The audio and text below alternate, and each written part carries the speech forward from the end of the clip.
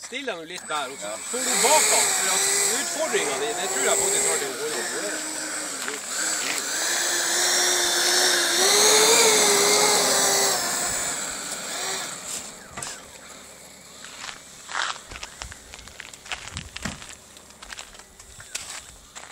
Så kan jeg få filmet også.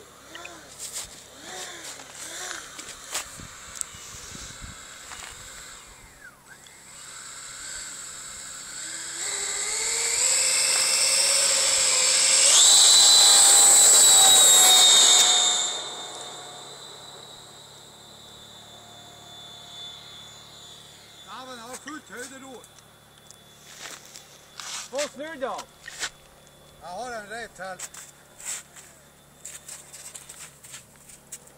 Dæven, hvor fint han tok opp. Ja. Jeg ser han ikke. Jo, de kommer hit. Bare sveng litt mer hit nå. Kommer rett sving hit. Og så retter det opp. Høyderår. Kommer mot oss.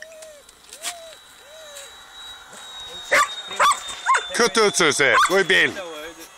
Høyde og høyderår. Gå i bilen. Ikke fly han langt unna.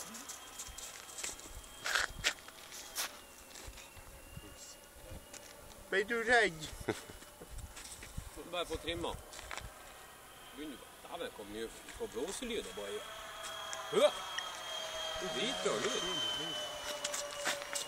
Har han ikke fløyet før? Nei, er du gæren?